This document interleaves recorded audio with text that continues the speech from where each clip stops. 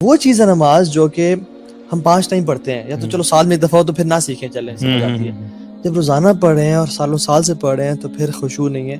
اللہ بھی نے کہا تھا نا کہ اول الشیء یرفع هذه الامه الخشوع حتى لا ترى فيها خاشعہ، حتى لا ترى فيها خاشعہ. ایک بھی تم نا خشوع والا انسان نہیں پاؤ گے. جو سب سے پہلی چیز میری امت سے اٹھا لی جائے گی وہ خشوع ہے. تو ایٹ لیسٹ میں اور آپ تو لوگوں میں سے بنے کہ جن کی وجہ سے اس دنیا میں خشوع قائم رہے. آئی تھنک ہمیں لوگوں کو یہ ایڈوائز کرنا چاہیے کہ جس طرح بہت ساری ایپس ہیں، جس طرح حصن المسلم کی ایپ ہے اس میں، اور اس کے علاوہ ایاک نستعین ہے جس میں آپ کو بہت ساری دعائیں ایسی مل جاتی ہیں جو کہ آپ مسنون دعائیں جو آپ سیکھ سکتے ہیں، اور خاص طور پہ رکوع کے لیے، سجدے کے لیے. یہ ساری چیزیں بڑی کامن نالج میں، اور کوئی بھی بندہ اگر سیکھنا چاہے وہ اپنے آپ کو ایک انسینٹیو دے سکتا ہے کہ یار میں نے جو ہے نا اپنی نماز کو بہتر کرنے کے لیے ان میں سے کچھ چیز سیکھنی ہے.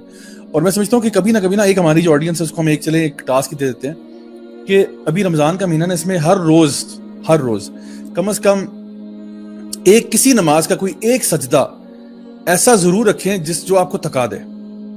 یعنی سجدے میں جائیں اور واپس نہ آئیں، اور بس اللہ تعالیٰ سے مانگتے رہیں دعائیں مانگتے رہیں. اور دیکھیں ویسے تو مسنون یہ ہے کہ آپ عربی میں دعا مانگیں، ٹھیک ہے، آپ جو ہے نا جو بھی آپ کو دعائیں آتی ہیں وہ مانگیں، جتنی زیادہ آتی ہیں اتنی اچھی بات ہے. لیکن اگر وہ نہیں بھی آتی ہیں تو انسان اردو میں بھی مانگ سکتا ہے، اپنی زبان میں بھی مانگ سکتے ہیں. کوشش کریں کہ آپ نا جب آپ وہ ایک سجدہ ایکسپیرینس کریں گے نا، یقین کریں کہ وہ سجدہ آپ کو رلا دے گا. آپ جب اتنے لمبے، کیونکہ دیکھیں نا سب سے قریب ترین جب انسان بندے یعنی اللہ کے قریب ہوتا ہے نا وہ سجدے کے ہاتھ میں، اور وہ بھی رات کے آخری حصے میں اگر ہو جائے. یعنی آپ سوچیں کہ سحری کا ٹائم ہے نا، سحری سے کوئی تقریباً مطلب جس ٹائم پہ آپ سحری کرتے ہیں، فار ایگزامپل اگر آپ 3:30 بجے لیٹ سپوز سحری کا انتظام شروع کرتے ہیں، 3 بجے آپ شروع کرتے ہیں، اور آپ 2 رکعت ہی پڑھ لیں چلیں، اور آپ اس میں ایسا لمبا سجدہ کریں کہ وہ آپ کو رلا دے. پھر آپ دیکھیں کہ وہ آپ ایمان کی علاوت، کیونکہ اس سے زیادہ قریب کوئی وقت نہیں ہو سکتا، کوئی پوزیشن نہیں ہو سکتی جہاں پہ آپ اللہ سے قریب ہیں. اور اتنے جب اللہ کے آپ قریب آ چکے ہیں پھر مانگو جو مانگنا چاہتے ہو. اسی لیے ہمارے علماء کہتے ہیں نا کہ تہجد کی نماز جو ہے وہ ایسا تیر ہے جو اپنا نشانہ مس نہیں کرتا کبھی.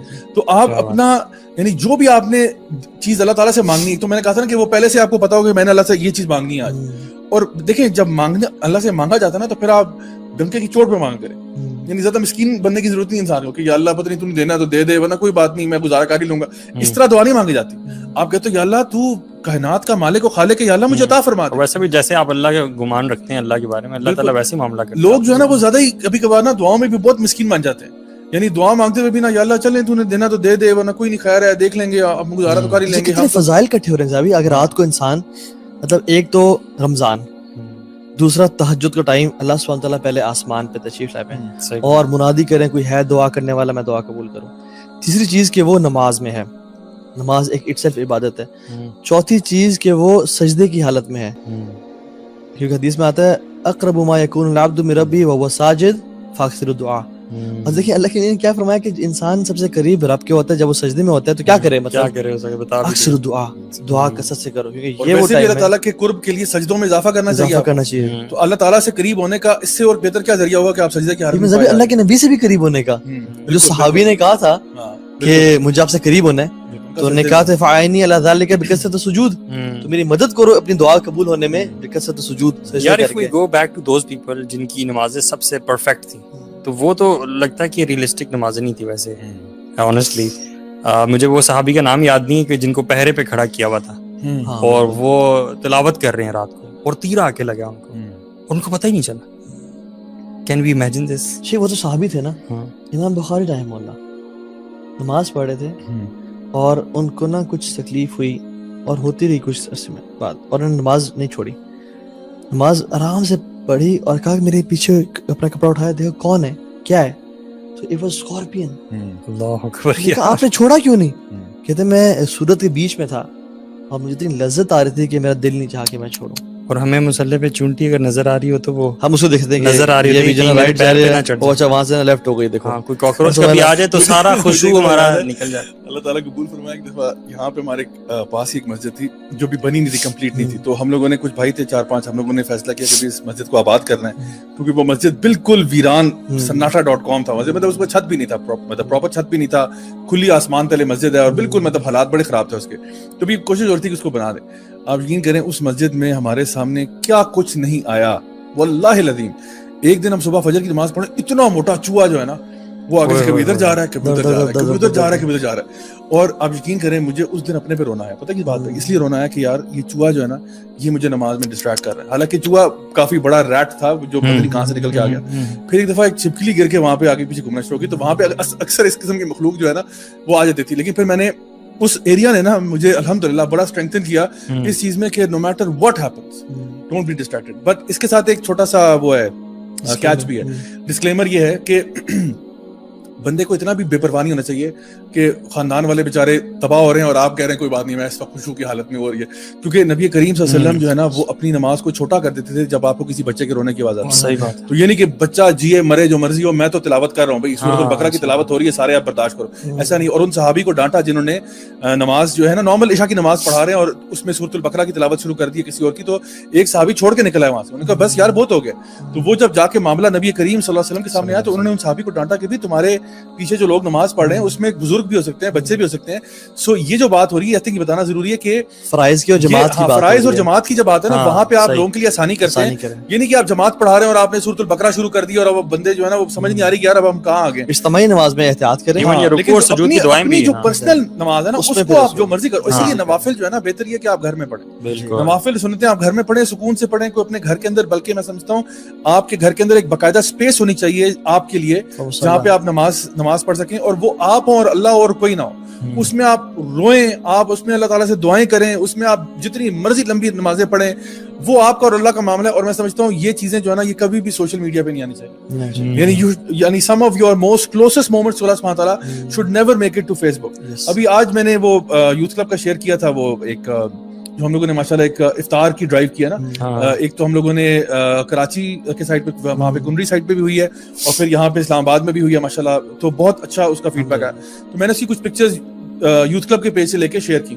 اس کے نیچے کچھ لوگوں نے کامنٹ کیا ہوا تھا کہ آپ اپنی ڈیڈز کیوں شو آف کر رہے ہیں. ٹھیک ہے, تو بات یہ ہے کہ ہمیں کوئی شوق نہیں ہے اپنی ڈیڈز کو شو آف کرنے کا. ہم اس لیے کرتے ہیں تاکہ ایک تو لوگوں کو پتہ چلے کہ جو لوگ ہمیں ڈونیٹ کرتے ہیں وہ پیسہ کہاں جاتا ہے. تو یہ انڈیویجول کی ڈیڈز ہیں, انڈیویجول نہیں, یہ تو کلیکٹیو ڈیڈز ہیں. کیونکہ میں نے خود اس میں اس میں شامل نہیں تھا, تو یہ تو میری ٹیم میرے ساتھ کام کری, تو الحمدللہ مجھے خوشی ہوتی ہے کہ ماشاءاللہ ٹیم کے لوگ اتنے ڈفرینٹ جگہوں پہ کام کر رہے ہیں. تو پہلی بات یہ کہ اس میں ہم لوگ جو ہے نا یہ ایک تو یہ چاہتے ہیں کہ جو لوگ ہمیں ڈونیٹ کرتے ہیں, جو لوگ ہمیں کنٹریبیوٹ کرتے ہیں, ان کو پتہ چلے کہ وائی سی کے جو پیسہ ہے وہ کہاں کہاں لگ رہا ہے. پہلی بات یہ ان کی کلیئرٹی کے لیے. دوسرا باقی لوگوں کو ترغیب دینے کے لیے کہ بھی دیکھو اگر ہم یہ کام کر سکتے ہیں اتنے لمیٹڈ ریسورسز کے ساتھ تو آپ لوگ بھی کر سکتے ہو. ضروری نہیں ہے کہ آپ ہماری بینڈ ویگن کو جوائن کرو, آپ اپنے محلے میں اپنی گلی میں جو کچھ کر سکتے ہو آپ یہ کام کرو.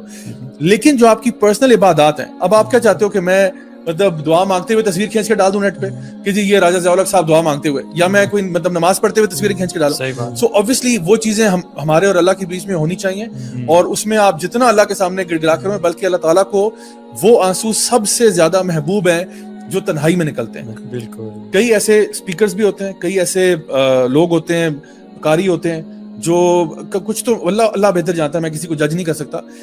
کچھ ہوتے ہیں وہ جان بوجھ کے رو پڑتے ہیں, کچھ ہوتے ہیں وہ مے بی ان کو ایک بے ساختہ طور پہ ان کو آنسو آ جاتے ہیں. لیکن ان آنسوؤں سے زیادہ قیمتی وہ آنسو ہیں جو تنہائی میں نکلتے ہیں, جب آپ کو کوئی نہیں دیکھ رہا, جب آپ ہیں, آپ کا رب ہے, اور آپ کہتے ہو, آپ اللہ تعالیٰ سے دعا کرتے ہو, اللہ تعالیہے کو پکارتے ہو, اور اللہ تعالیٰ کی خشیت آپ پہ طاری ہوتی ہے اور آپ کی آنکھوں سے آنسو نکل جاتے ہیں.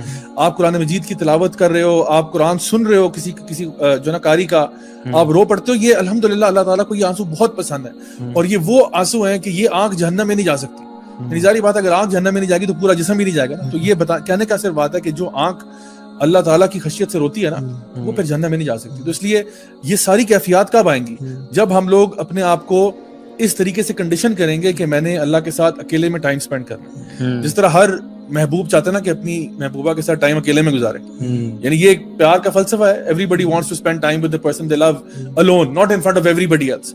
تو اگر آپ یعنی یہ اس سے مثال دیتے ہیں سارے, ہم کہتے ہیں کہ اللہ تعالیٰ سے محبت ہمیں ہر چیز سے زیادہ ہے, اللہ کے نبی صلی اللہ علیہ وسلم سے محبت ہر چیز سے زیادہ ہے, تو پھر ہمیں اللہ تعالیٰ کے ساتھ تنہائی میں ٹائم اسپینڈ کرنا بھی پسند ہونا چاہیے. اور اگر ہم لوگ اس کلیم میں پورے نہیں اتر رہے تو اس کا پہلا جو کرائٹیریا نا وہ آپ کی نماز ہے, کہ ویسے تو جو جس سے انسان محبت کرتا ہے اس کے ساتھ تو ٹائم سپینڈ کرنا چاہتا ہے. اور یہ جو میں نے شروع میں بات کی تھی موسیٰ علیہ السلام والی, اس میں موسیٰ علیہ السلام اللہ تعالیٰ کے ساتھ بہت ٹائم سپینڈ کرنا چاہ رہے تھے, اللہ تعالیٰ نے سوال پوچھا کہ موسیٰ تیرے ہاتھ میں کیا ہے؟ موسیٰ علیہ السلام نا اسٹک کے فضائل بتانا شروع کر دیے کہ چھڑی ہے میں سے جواب صرف تھا کہ یہ ایسا ہے بس, بلکہ یہ بھی کہنے کی ضرورت نہیں تھی واللہ تعالیٰ عالم ختم. آپ بہتر جانتے ہیں کہ واللہ یا اللہ تو بہتر جانتا ہے, میں تجھے کیا بتاؤں گا چھڑی.